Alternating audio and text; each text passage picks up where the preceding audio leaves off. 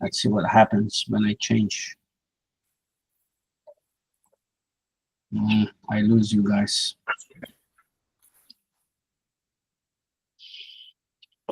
No good. Oh, leave. Ja, kan das geht, oder was?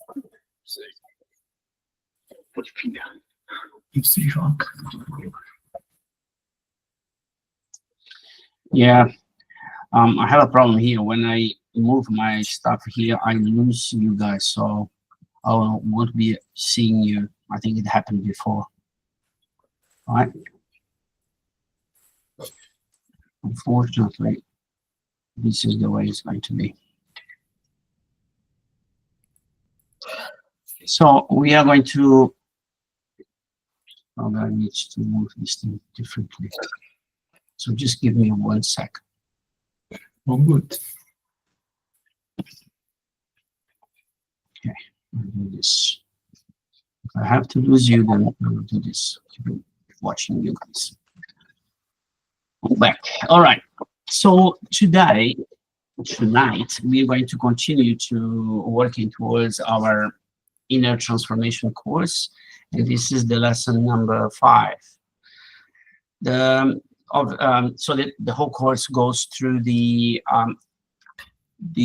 Beatitudes that Jesus taught us on the Sermon on the Mountain, and this one is about blessed are those who hunger and thirst for righteousness, and for they will be filled. And this also has a parallel with the 13 virtues that was put together by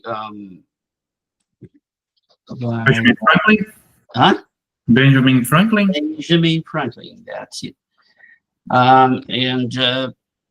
This then corresponds to frugality and temperance. Okay. So let's start with a bit of definitions. Let me just show you now. Okay. Okay. So let's go towards some definitions. There is the righteousness, the quality of state of being righteous, holiness, purity, uprightness, rectitude, and 2010 acting, and some other definition: acting in a just, upright manner, doing what is right. Virtues adhering to moral principles, characterized or proceeding from accepted standards of moral justice. Jackson, was you supposed to be sharing something? We can't see anything. Oh, no, you cannot see anything? Nope. No. We can see you. Yeah, we can see you. So yeah, and interesting, I'm not seeing you. So just give me 1 sec here, because things are not okay.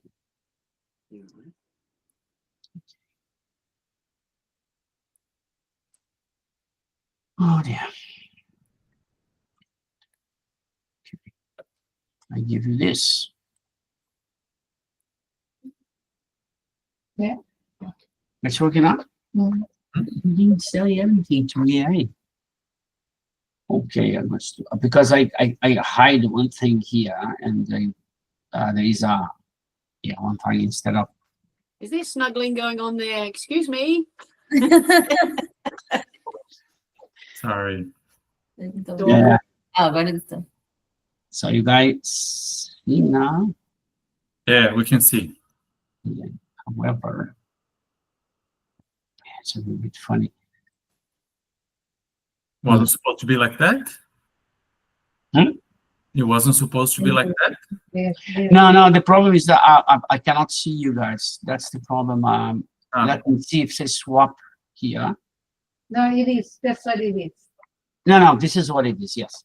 So there are the 2 definitions there. Then the next stuff there. Let me see if I can see you guys. Just a minute. I'm just still. Okay. All right. I'm seeing you at the time. When I progress, you disappear, and the main thing comes on top. Let me see. Yeah. That's so righteousness is an important theological concept in Judaism and Christianity. This is one of the center of those two theological main religions. I think most of them somehow put righteousness in the center, but for me, righteousness is a byproduct of other virtues. Okay, that's my take. And it is an attribute which implies that a person's actions are justified and can be interpreted to mean that the person has been judged or reckoned as leading a life that is pleasing to God. This is coming with Wikipedia. It's debatable what means. So I just, okay, just for you guys. And it also means to be in complete accordance with what is just, honorable, and godly. Righteousness is comprised of those things that are upright, virtuous, noble, morally right, and ethical. We also could say that righteousness is a lifestyle that is in complete conformity to God. That's what says in the material. However, in conformity to God's will. In my thought, God's will is everything. There's nothing against God's will. Doesn't matter what, right? So I would complete that saying. We also could say that righteousness is a lifestyle that's in complete conformity to God's will, as per Jesus' lessons and examples. So then I am okay with that. All right? I'm not sure. Any comment about that? Quickly, please. I cannot see you guys.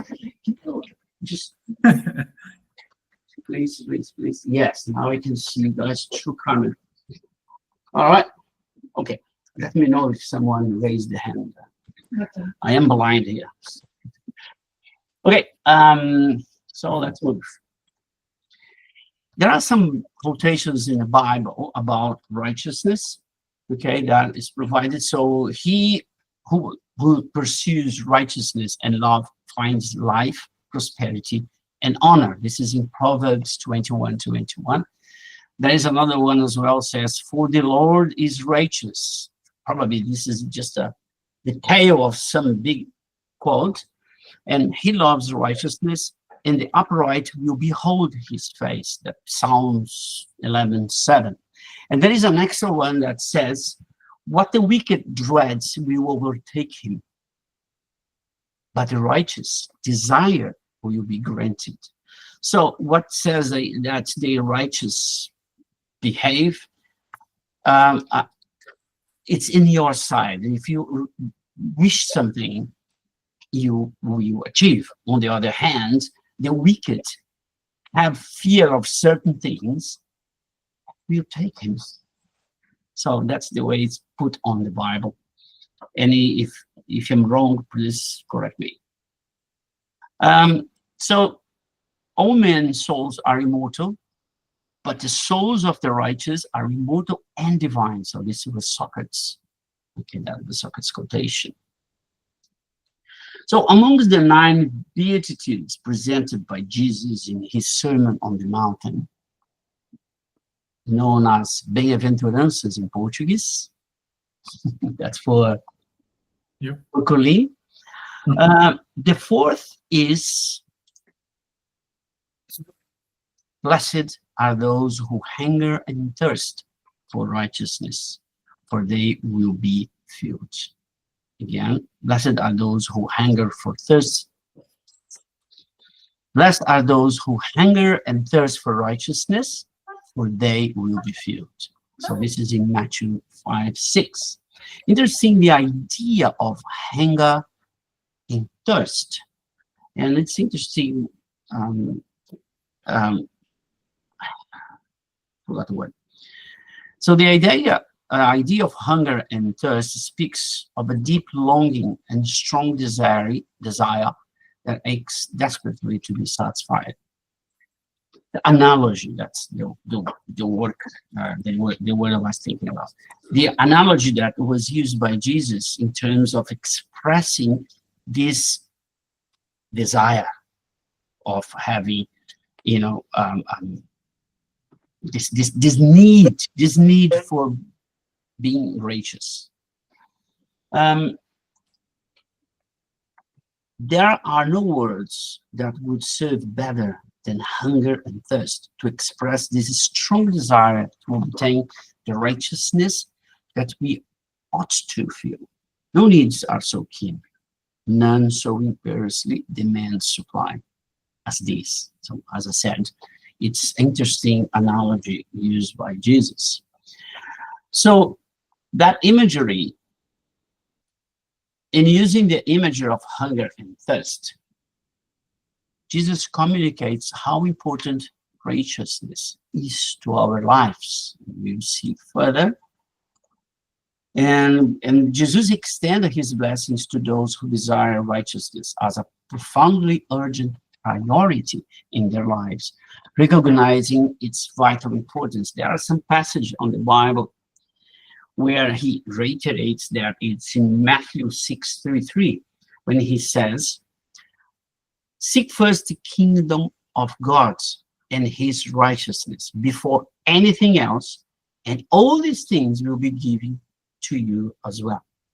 So after telling to not be concerned about what, where, or how to get feed, God know what you need. Remember, look at the lilies. How do they say lilies? The flowers. The flowers in the field. Look at the birds in the sky. They are not concerned about how they got feed, how they got, God dressed them. So basically, this is the same as saying that hunger and thirst for righteousness is a first principle in life. It's our first principle in life. So righteousness is a necessary to our spiritual lives as food and water are to our physical life. So proceeding with the analogy, without food and water, the body suffers and may die. Without righteousness, the soul feels empty and unhappy. So the same way that the body has this natural appetite and hunger, okay, that is necessary to maintain the body, the similar things are with the soul in regards to spiritual virtues. And it needs that to continue your walk towards the perfection, towards the God's perfection. So to hunger and thirst for righteousness indicates a constant desire to search out something that the person knows is good for them. So when the uneasy sensation of hunger takes place in the stomach, we know we must find food or perish. When the soul is awakened to a sense of its desires and begins to hunger and thirst after righteousness, which is the proper food, it will neither rest nor find peace until it's satisfied. So it's interesting to say that, because this is a natural requirements, a natural need of the soul. Even someone is bad or something, this thing is inside and is there, is the peace of God on us. Okay, is the part of God crying for us, on us, to do what's right, to do what's the best for our spirit. And again, that's another analogy. So a newborn baby intrinsically know that foods will satisfy their hunger. They do not think twice about the validity of their physical needs. nor do they neglect their need to eat. They simply cry out for what they know is good, right? This is true for those who seek spiritual involvement. There should be no question of the necessity of spiritual food, nor should one neglect the need for fulfillment. Instead, God desires for spiritual seekers to cry. God asks us, cry, as babies cry to Him, and allow Him to generously provide those needs. So, if we consciously, awarenessly wake up or feel that need, we should pray. You should do something to be acting righteously. So we should ask for inspiration, and God will deliver, for sure.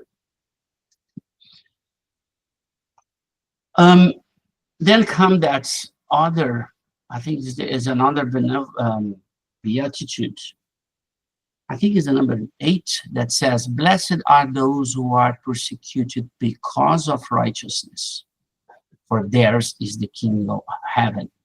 So those persecution is the systematic mistreatment of an individual or group by another group.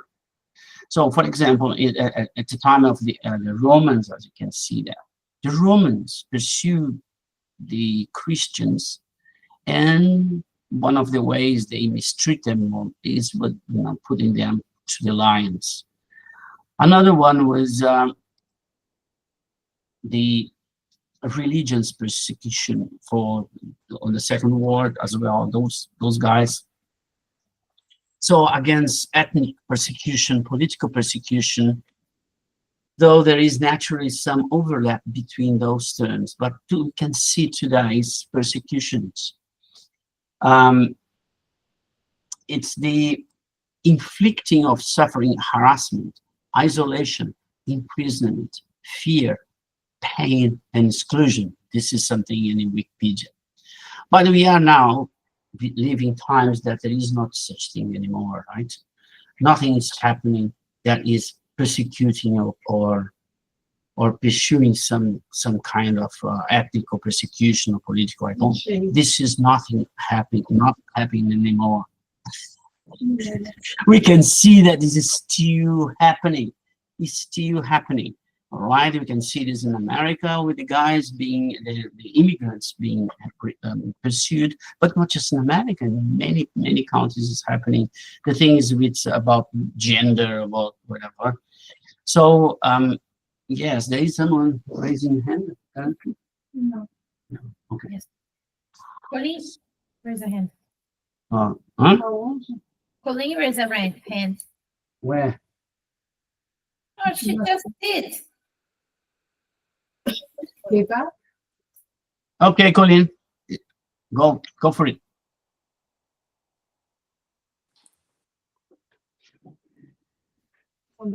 I lost my funny bone, Jackson, when you said this is no longer happening in the world. Yeah. I almost forgot that. Yes. I did it purpose. Yes. Thank you. Yes. Carry on, Jackson. Thank you. I knew that I would cause some unease in someone. Uneasiness. So yeah. So for example, in this picture here, you can see the person, and the 4 background figures correspond to the cynicism, anger, mocking, and gossip. Oh God, the wind is starting to blow.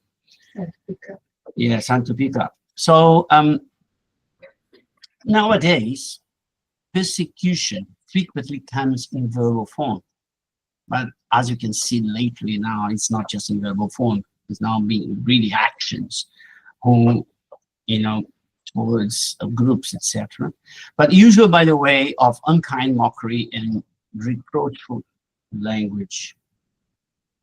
It's huge wind coming here. I hope everything goes okay.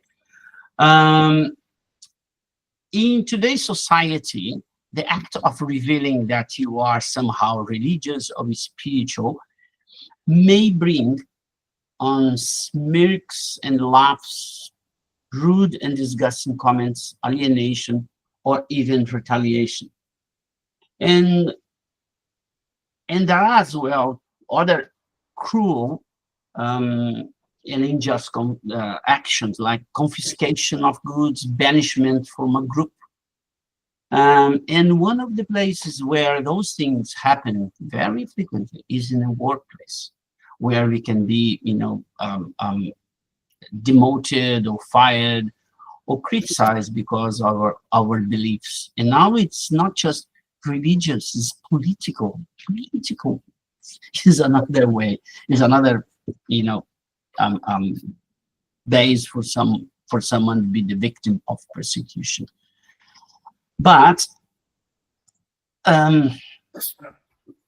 going ahead, we can see one here, which is the this is an example of being, persecuted because of righteousness. This guy, this is Mahatma Gandhi. He was fighting for the rights of the Indians, as you remember, but he also refused to act in a violent way, with violence. So he used himself, his body, and he obviously have others with him, going in hunger, going in a pacific way of protesting, of fighting against the English rulers who were being absolutely unjust with the ones that were working there and working from them, were exploiting. But the important thing to do is to follow Jesus' advice and to persist on doing good and being righteous, because only through this persistence will we achieve a spiritual improvement. Someone is with me. We cannot see it. Huh? We don't see. No, someone who is with me. Sorry, go for it. Yeah, if Carmen opens the people that are in the meeting, if she has that option, she can see who raises the hand or not. What option? So right at the right hand bottom, there should be people in there. Yeah. And then if you click there, see I'll raise my hand. Okay. And you can see that. Yeah. Okay. Beauty. So it was me. Oh, yeah, it appears. Okay. Appeared and disappeared. Yeah. Can you raise again? So Carmen can see. Yeah. See? Okay. Yes. Yeah, it sounds here as well. Okay. Okay. So yeah, no, I was just gonna say the previous slide, you can say like there was persecution and it's most verbal now, and I think that's an evolution of the whole mankind, because before it was, as you were saying, like thrown to the lions or concentration camps and etc. And hopefully we are evolving to better things. It's just verbal now, and hopefully in the future it will be nothing. So yeah, it's a good thing. Yeah. We I get it, we're less, but we still have a lot. Just like Syria, conflict, Middle East, like that area is still like a lot of physical persecution. Mm-hmm. I would say. But yeah, again, the same. Yes, I don't sense we have evolved at all.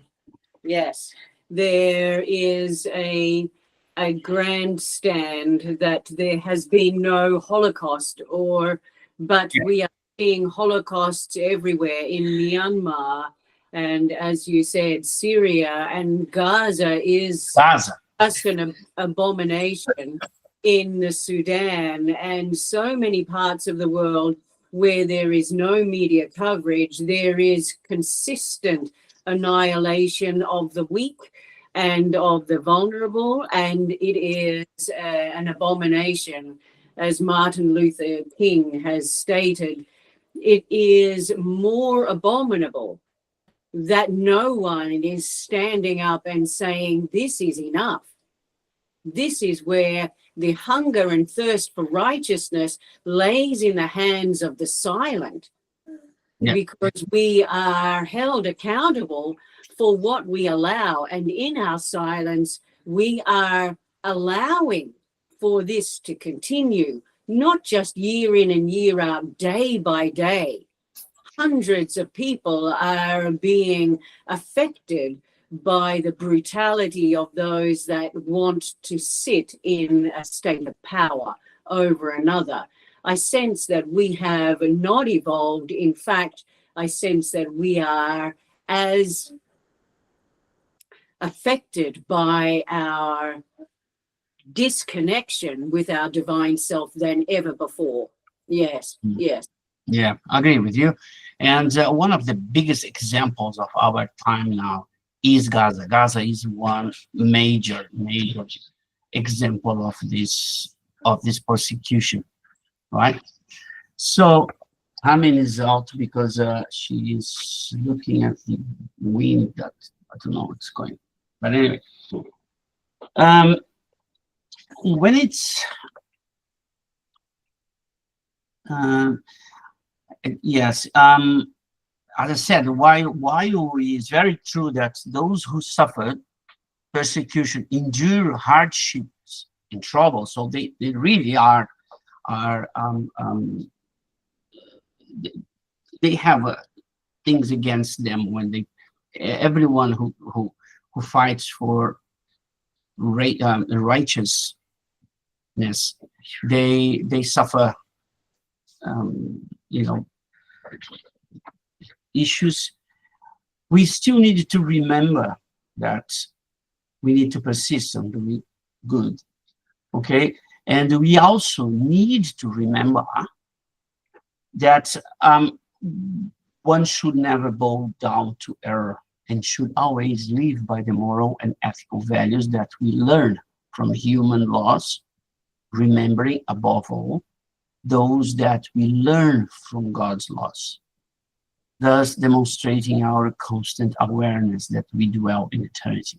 So this is a statement for us, okay? Not everybody, will in situations remember that. And this is where we need to, progress. We need to allow our soul to evolve, to learn, to not fall in the trap of ignoring this, okay? And Mahatma Gandhi didn't, because he said, I object to violence, because when it appears to do good, the good is only temporary. The evil it does is permanent. And you guys remember how he strived with that. And he was a man of knowledge, a very well-educated person. He was a lawyer, and had this strong set of principles who made him an example. So the righteous person, Jesus embodies righteousness, and righteous people will try to follow Jesus' footsteps during their lives. So for righteous people, all their daily actions, everything they think about, every decision that they make, everything that they read and look at will be done in the same way that Jesus would have done.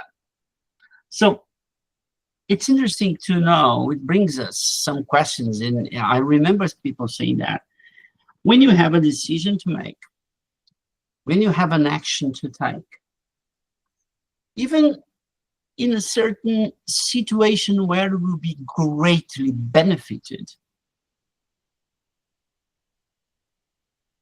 do you have the courage to ask that question?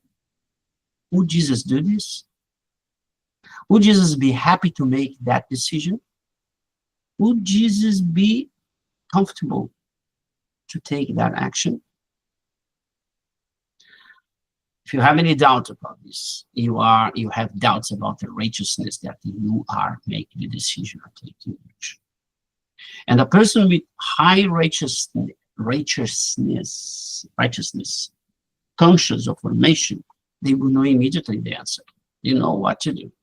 However, this is not something that we have or don't.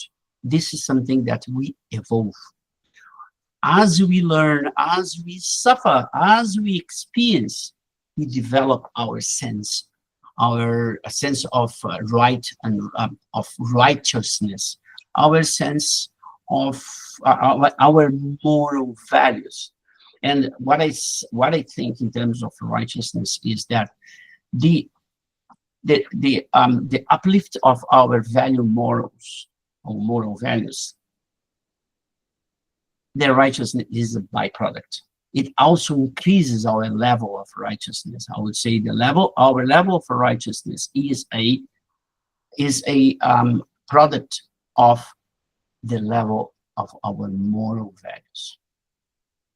And moral values are human, but mainly based on God, on God laws, the laws that Jesus gave us, the principles that Jesus gave us. If those moral decisions or ethical decisions or ethical actions, let's say, fits into what Jesus said to us, do to your neighbor what you think, what you believe, or what you want them to do to you, or love your neighbor as you love yourself, which love yourself is something as well interesting, because I would say love your neighbor as I loved you, which is much more, because there are some people that doesn't even know how to love themselves,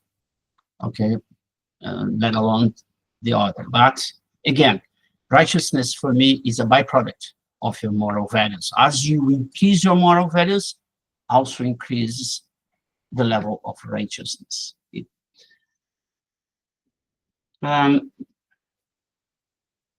So the righteousness person, it's interesting. It is interesting to note that this beatitude does not say, "Blessed are the righteous." So this is what I said. Rather, it says, "Blessed are those who hunger and thirst after righteousness, for they shall be filled." So it seems that there is implied in this blessing an understanding that we are being challenged to commit ourselves to a process, a journey, an ongoing reach out for the righteousness of God. So it's a stair that we need to, climb. It's a steep hill that we need to walk. Right? It's not having righteousness, is we acquire, we develop. So, but we should not worry about what we have to encompass to find our way, because as Jesus promised to us, whoever drinks the water I give him will never thirst. Indeed, the water I gave him will become on him a spring of water welling up to eternal life. This is part of the parable of the water. The lady, he came to a well and asked the lady if she would give him water. But the lady said, "Oh, what a Samaritan! How a Hebrew would ask from a Samaritan to give water?" Samaritans are not considered, a wild. And then for the Jews, actually, Jews should not be associated with Samaritans. That was the time, right? So then Jesus answered, said, if you knew the gift of God and who is asking for that, you would ask water, and I will give you the water of the live water. And then she said, how can you take water of the well and give me water if you don't even have something to grab the water, in the level is so low? And then he said, then she said, you are greater than Jacob, who gave us the will and drank from it himself, as did also all the Jews, the sons and flocks. And then he said that word, whoever drinks the water I gave will never thirst. And then when she said, how can you give me this water if you don't have anything to take the water? And then she said, then you look, then she said, everyone who there, yeah.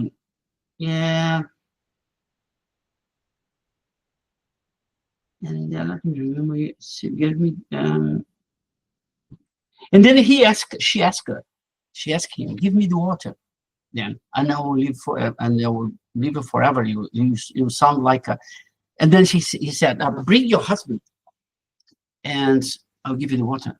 And then she said, I don't have a husband.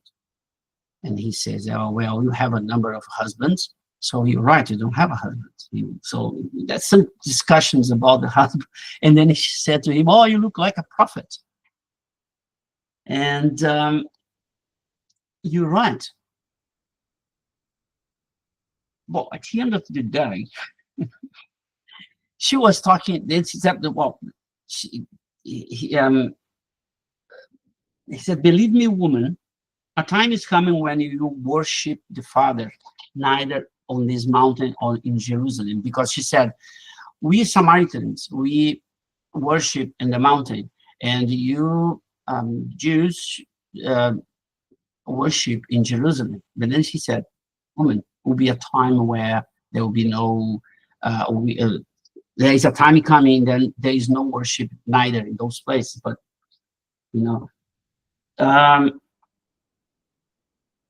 and this is not the kind of worship that the Father seeks.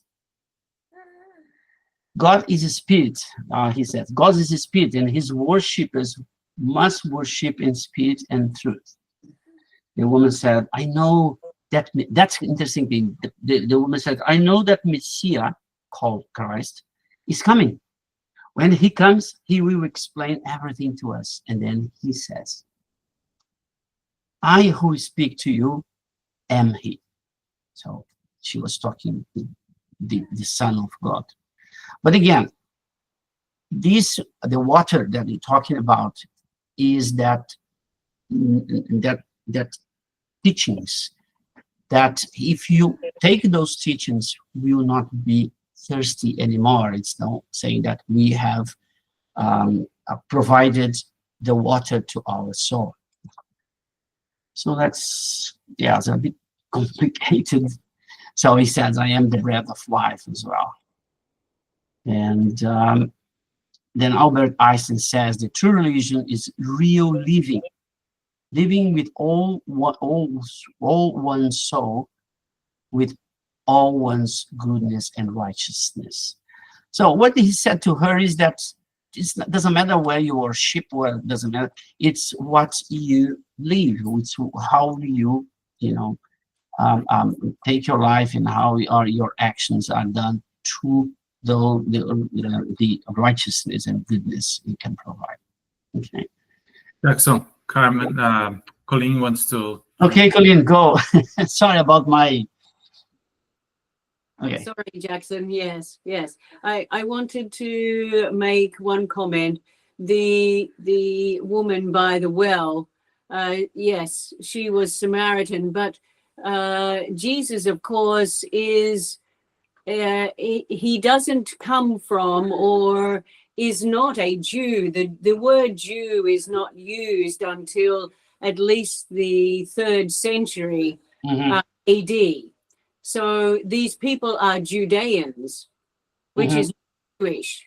Mhm. So yes, this is an important point to make, because so many have indulged in the discussion that it was the Jews who killed Jesus, but it wasn't the Jews at all. It was the Judeans. Yes, so many different tribes and interactions between the different peoples. So this, They were Hebrews, weren't they? yes, and Hebrews as well. Yes, yes, yes. So the other point I wanted to make is this constant reference to righteousness. And as you said before, righteousness, not one who is self-righteous, is actually frowned upon in our language. If you are self-righteous, it means that you have placed yourself above another and deem yourself to be knowledgeable, and thereby taking an upper hand. So self-righteous is not what is being discussed here. It is righteousness, and in the search of righteousness. So as you say, it is a process that we are following, but righteousness is not about so much about how you, it is about how you live your life, but also how you are almost committed to supporting and upholding the rights of others around you. And so it is every day we are presented with situations that beckon for us to say, I need to say something. And this I sense in such a world that is being presented to us on social media and TV and wherever. There is a need, a calling for us, and it is a challenge, a test almost, for those who proclaim themselves to be self-righteous, like ourselves, who follow a teaching that surrounds itself in love. How is it that we are not taking steps, small steps, to putting our voice to supporting and upholding the rights of others? It is almost as if we are, we look at each other and go, it is terrible. What can we do? But there is more that we can do. When we sit and pray, we say, oh God, fix this. And this is an indictment upon us, because God is showing us that it needs fixing. What are we doing about it?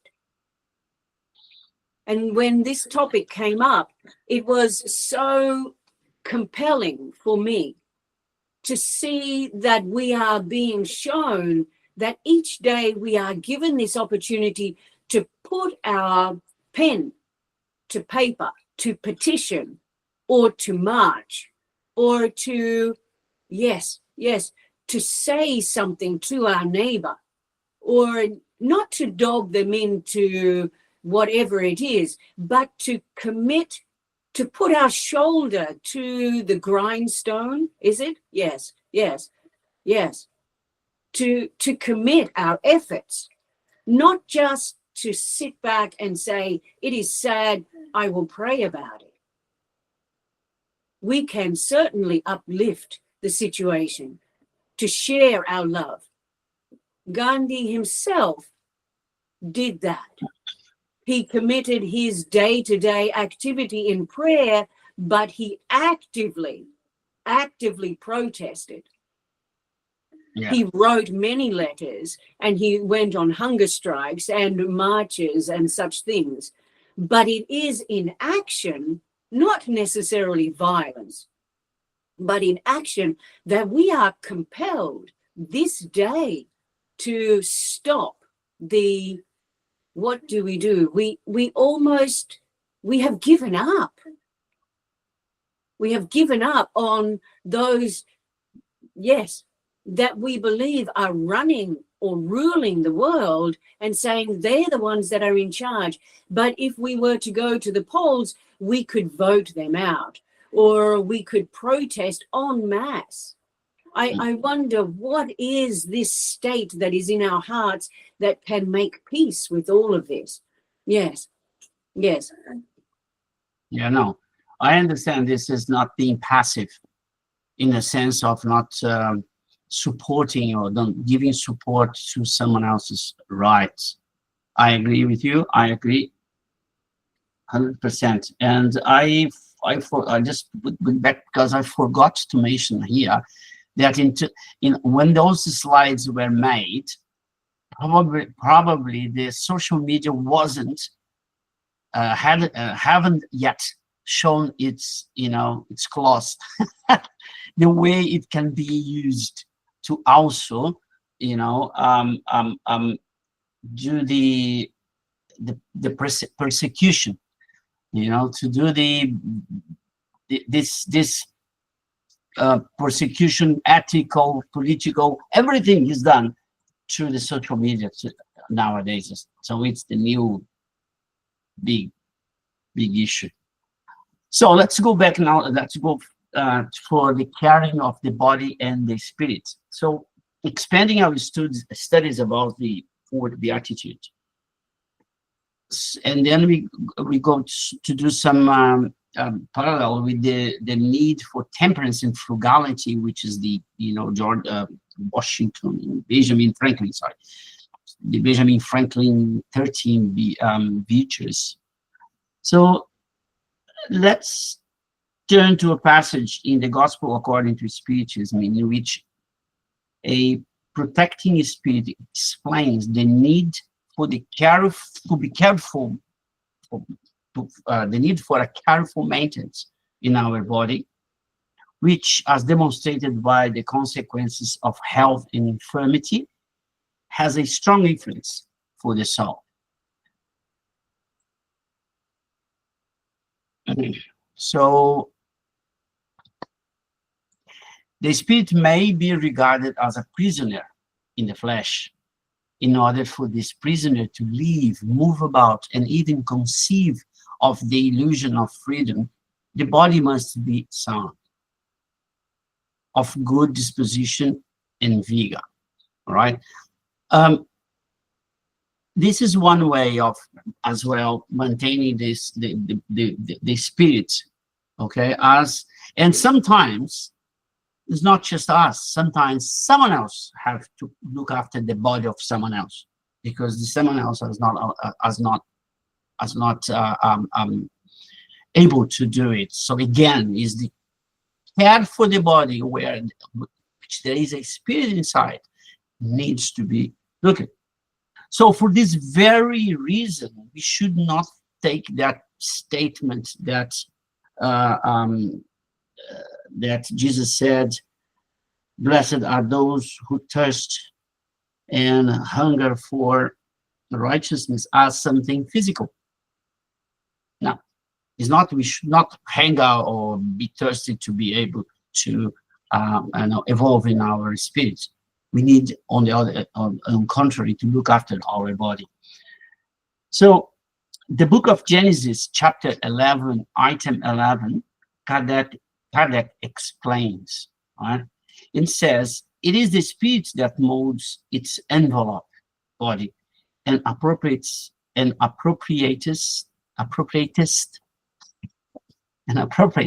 it to its new needs.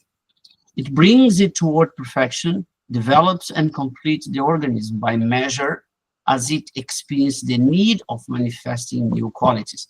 And I explained this is go beyond just one incarnation. This is also mentioned the need for changing our body as we evolve, as we go sometimes to another world. To be able to endure that environment, we need changes in our body. And this is as well implicit in that statement. Okay, so the perispirit changes as we evolve as well. Okay, Moving on. So, oops, I think I missed something here. Yeah, I missed just, yeah, this statement here. Caring for the body and the spirit still. Spiritism help us understand the importance of the relationship between body and soul, and tell us that they are both necessary for each other and must be cared for. We should love our soul, but care also for our bodies. I just mentioned the soul's instrument. Being heedless of the needs that are indicated by nature itself means to be heedless of the law of God.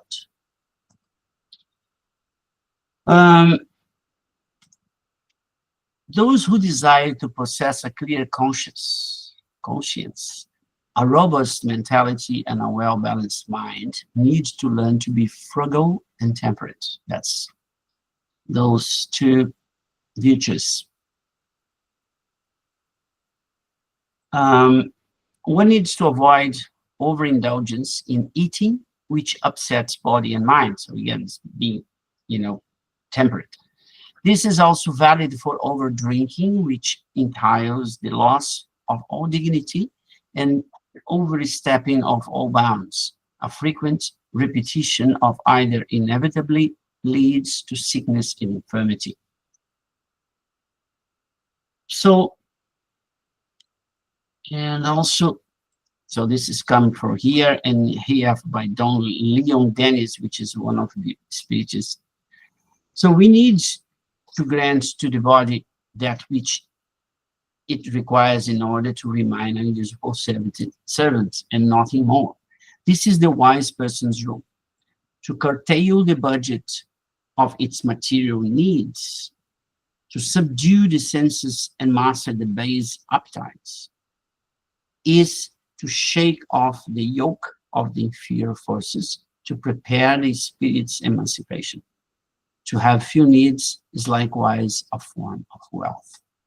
Okay, so those are from the Don Leon Dennis.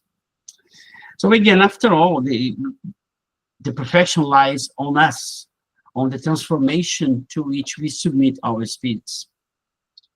And our bodies are the sacred vessel that we need to preserve, that will help us to achieve, because the most of the or its evolution or its experiences is learned through having this. It's learned through a body. The spirit needs a body to learn that, to experience that. It's always through a body. When they are in the spirit world, they still learn. However, the intensity and the major learnings come when the spirit is incarnated, and the body needs to be appropriate for the experience they need to learn. Sometimes, and most of the times, they need us to look after the body. In some other situations, it's different. Sometimes it's even to someone up to look after the body of someone else.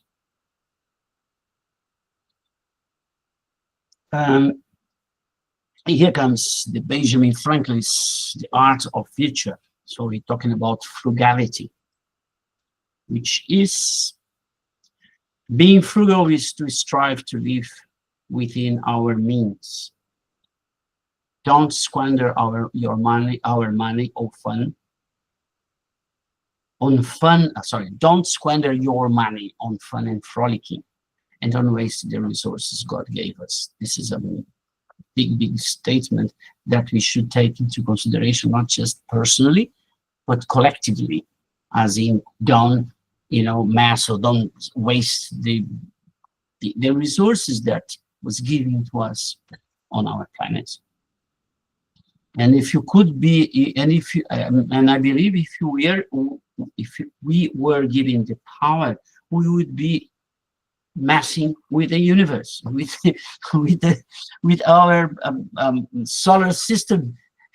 We are towards that. We messing with our planet, and now we're going towards our solar system and so on. in our galaxy. Oh God, we need to learn.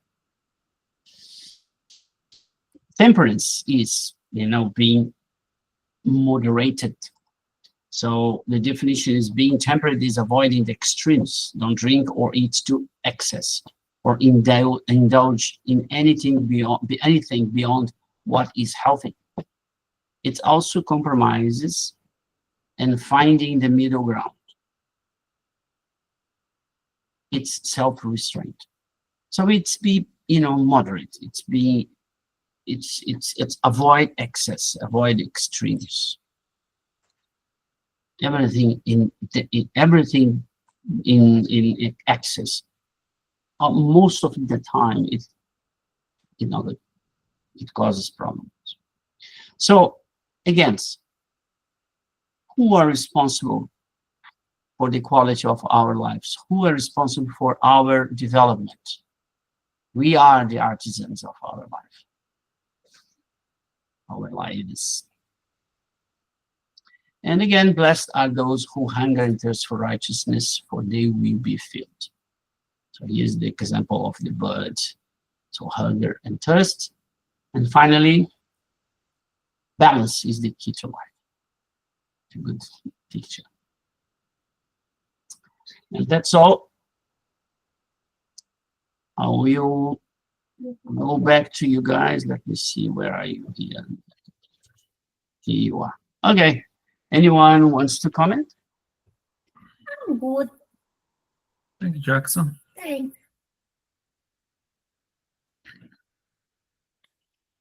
Can I be a thorn in your side, everyone? Yes. Mm. In regards to what I said before, can I get some comment on how each of us wrestles with the choices of others? How difficult is it to speak from our heart or to act from our heart? How is it that how can each of us, or how do each of us challenge that which is clearly wrong?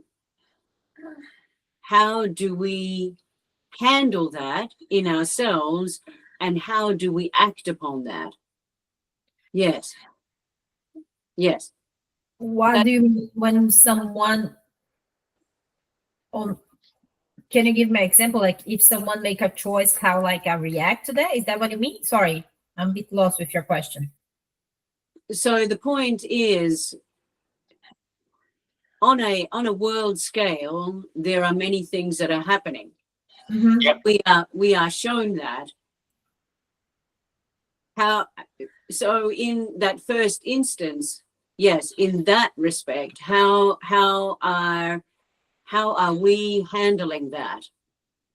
Many of us almost absorb the pain of the world, and the world's pain is absorbed in our bodies and in our minds and our spirits. We feel the suffering and we suffer as a result. So how do each of us, and for each of us, I sense it will be different, but how are we handling that?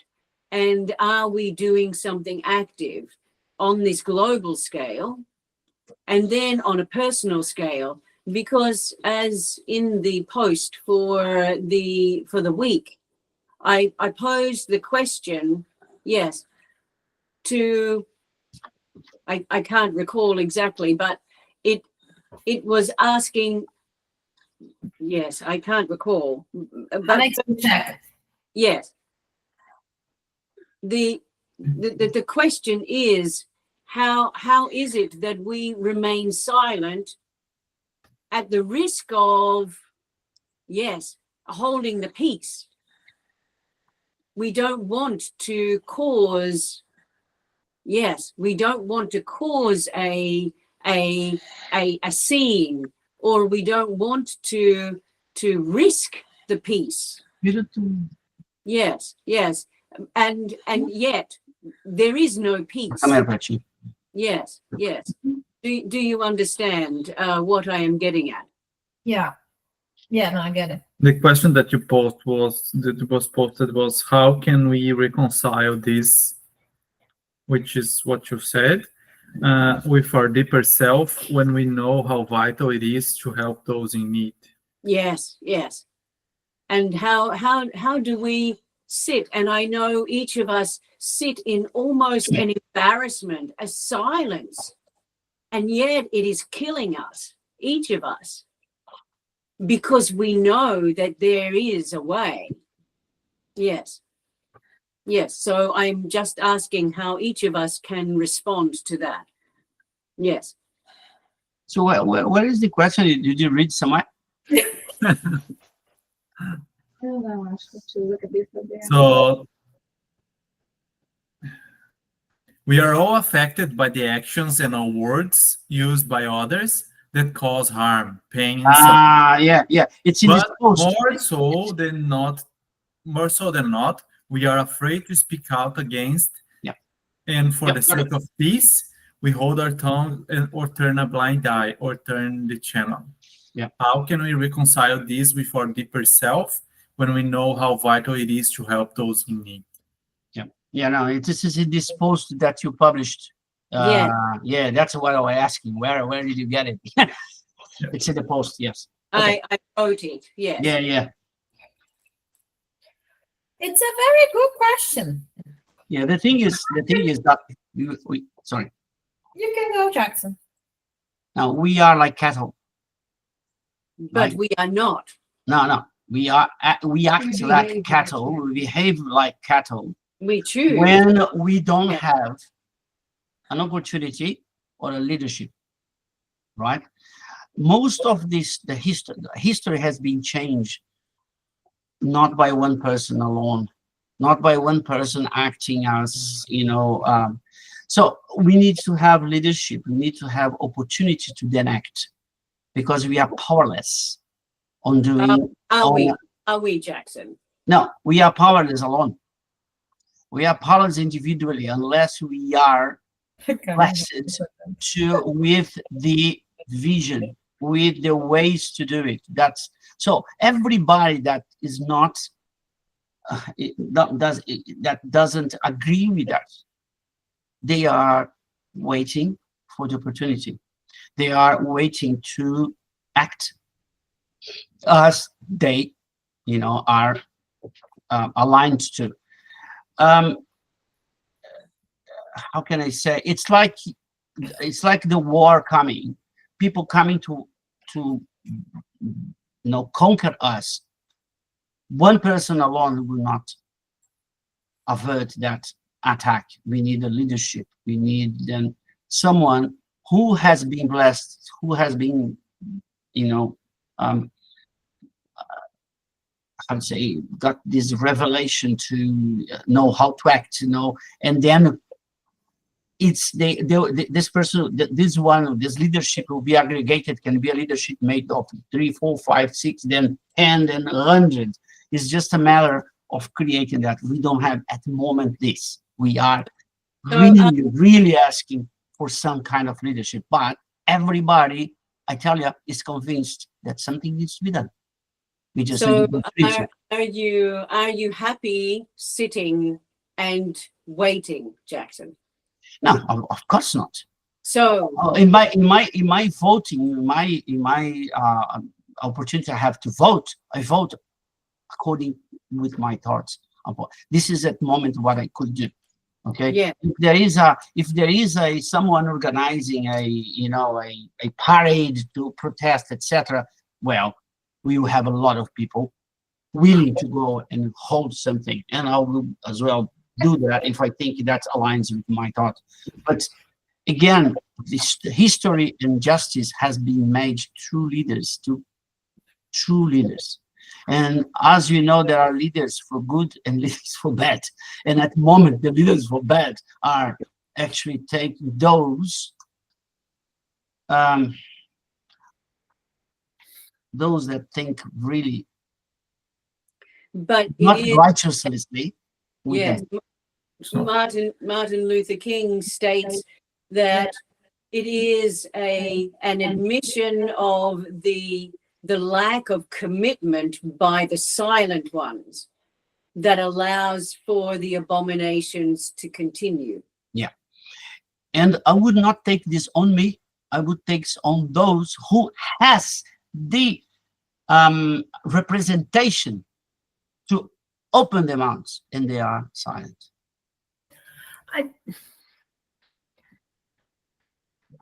Karmic, yeah. Come. I'll make a sound. Okay, just a minute. Just a minute. Um, But I think it is more comfortable just wait for someone else. Yes. Someone will do it. Yes. And I can't believe that there's so many people in so powerful positions with greater responsibility, and nobody's doing anything. Oh, I don't see anyone doing anything. Then you think, what can I do? If Yes. these people sitting on those positions with that power cannot do anything because they are there for hours, for years, and they did not do anything, what can I do, really? And as history has shown, the popular or the people's revolt or revolution only happens through hunger. Until there is people hungry and there's no food, people will go for a revolution. Before that, nobody goes anywhere. circus. That's what it is. You look the big revolutions in history, it was provoked by anger. So Anger as in food, lack of yeah, food. lack of food. Hunger. Anger. They're not angry, Okay. hungry. People So, hungry, people have no food.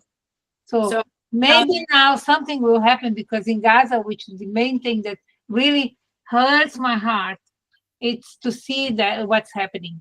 And maybe now that they're hungry, something will happen.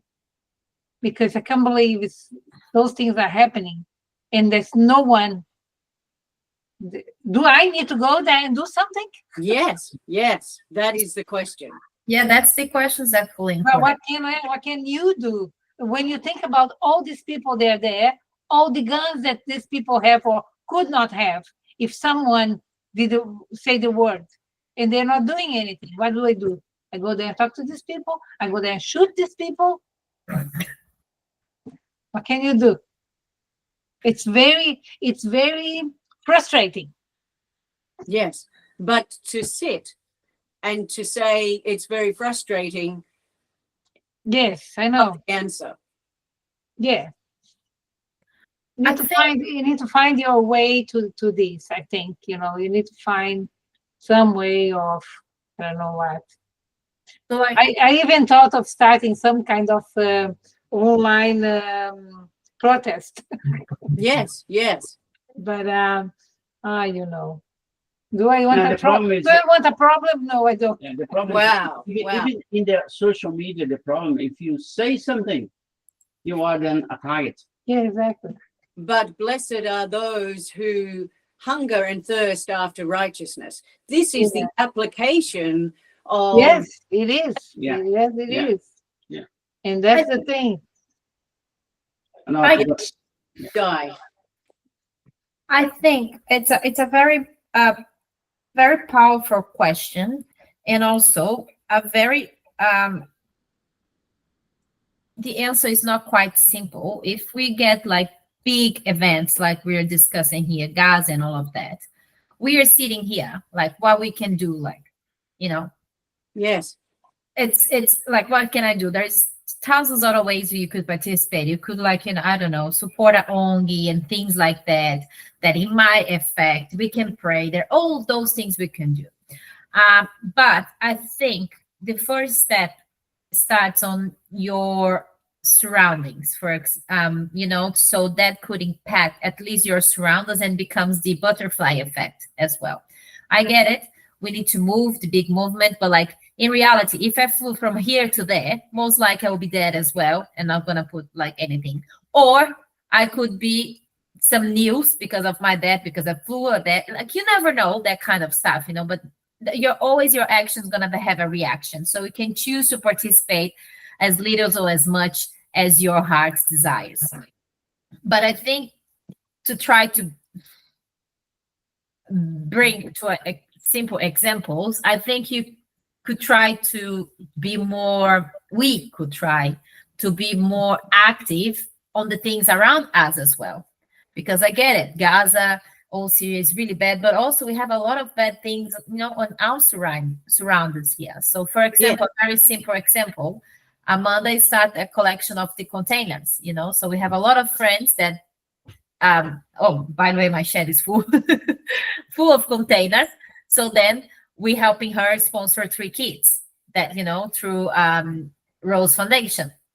Is much on the big scheme of things is not, but for those 3 families that are sponsored, it's a lot. Yes. So I think we should start to look as well of little things we could do that might not look we're gonna change the world, but we might gonna change someone else's world. Is that the right way to say? Yes, every You know what drop. I mean? Yes, every drop raises the ocean. Yeah. Yes. So that's what I think that's what I try to do. Like things that I could participate in. Small things like that, through works, to Presidents of Goodwill, to do the work. Sure, I could be doing more, yes. But is what I can give at the moment, I guess. Yes. Yes.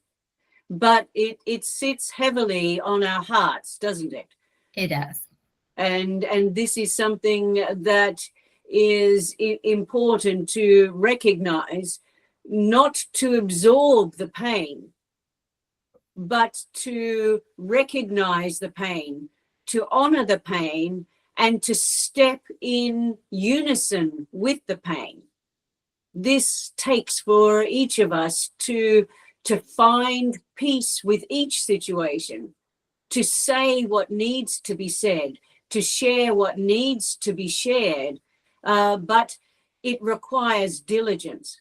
And this is the blessed are they that hunger and thirst after righteousness. So we go to extreme lengths to recognize and honor those that are suffering because they have made the pain for others. Those that are inflicting the pain are also suffering in their spiritual journey as well.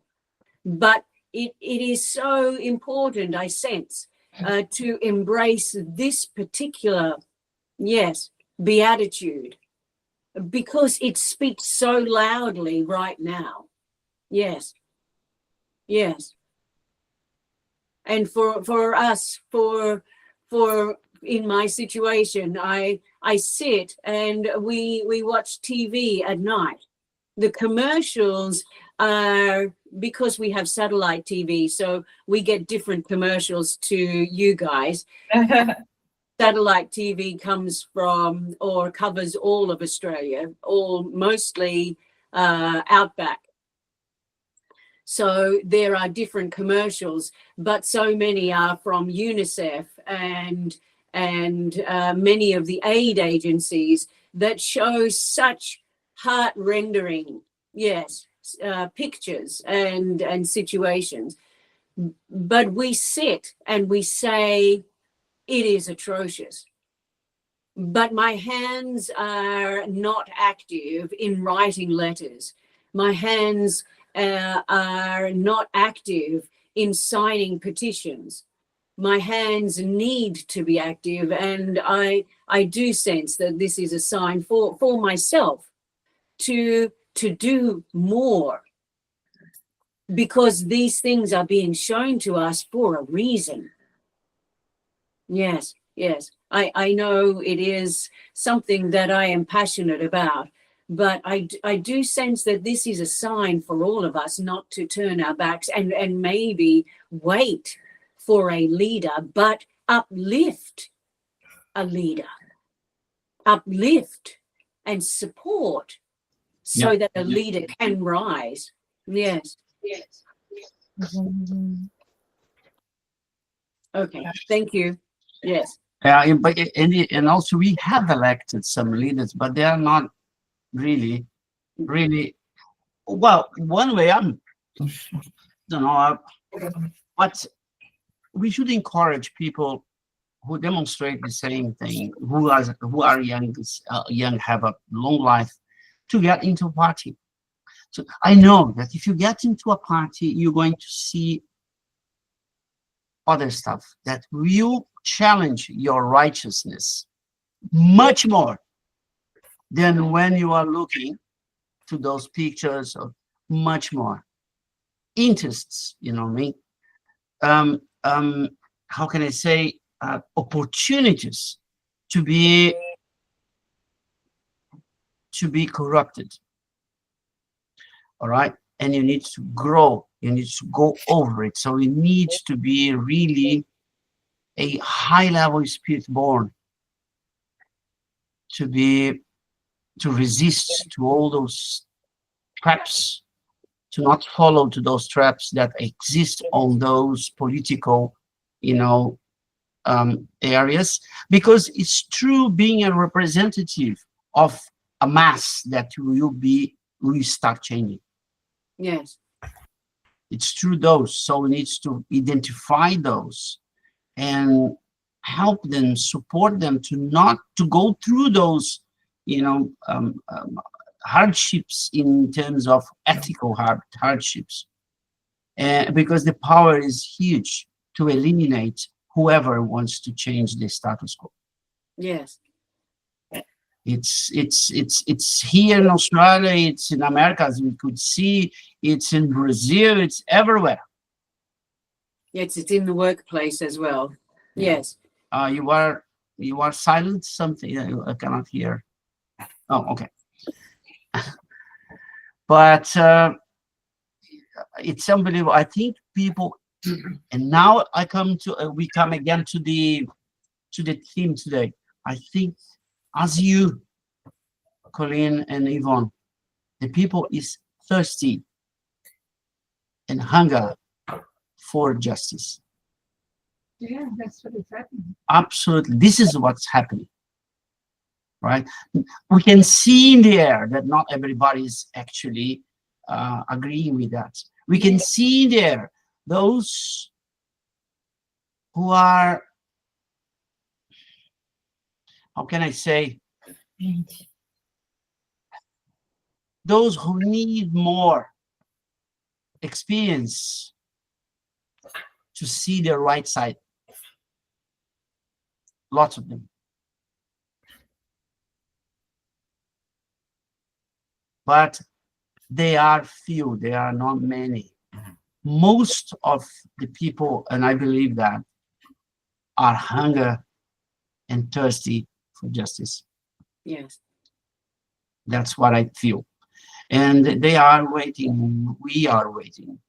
But as much as I can do, as much as I can act, I will not lose the opportunity. And this is what I believe. Right. And another thing as well is there are a lot of things we need to carefully analyze as well, because there are lots of lies and intrigues and shit, according to stuff happening that mud the water. Yes. Mud the water. And it's unbelievable. And take take with those lies the weakest. They sit in the wall. I have my principles. It's interesting because yesterday I saw actually a good example. I saw a letter coming from a religious group in Brazil. You guys will know the Umbanda. Someone wrote, I can put in the group, it's in Portuguese, right? Saying that the Spiritists are, or look at this, the Spiritists are having been all the time, putting these religions as a religion of the poor, disrespecting the deities of those, calling them spirits of low Low energy, low low evolution, the spirits that are, and while I feel the sense of being mistreated or something, right? Also, I see a division happening again, another kind of division coming, right? So why I recognize in any religion there are extremists, there are different, thinkings, different thoughts. Even in Spiritism, I saw there are many, many different Spiritists, particularly in Brazil, progressists, and how can I call the opposite is conservatives. agnostics, or no, not agnostics. Traditional. No, Conservatives. the people that follow the tradition, they are Conservative. hard to evolve. How they call that? Conservative. No. Of How's course. that? I took Traditionalists. now. Look, this is what was in my. That's right. I couldn't hear anything because this is what plugged, and it was not in. I did that for Carmen to be able to speak. Sorry, that's why I'm telling that you do. Tell you that I was not listening. Okay, the Orthodox, that they call Orthodoxes. Okay, so they are extremists. Extremist is not good. And those that were talking about writing this letter, they were obviously expressing some dissatisfaction because of certain things they don't agree, because of certain things that one side should not have said, but also creating more division. I'm not part of it. I don't support it. I support the idea, and of course I already dismissed those things about Umbanda that was said by Spiritism in the past. I dismiss it. But you don't need to raise a division because of that. I show you later.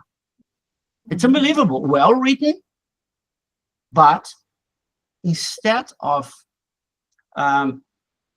pledging, how can I say, when I get stressed, my words go away. Instead of pledging conciliation, discussion, clarification, it's pledging division.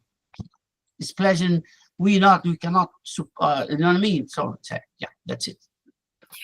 So they're attacking it. Yeah. Stop sharing us record now because I think we diverge a little bit from the topic, but not diverge, but it's otherwise the video is going to be too long for people. Yeah, no, we're talking about the hunger and the thirsty for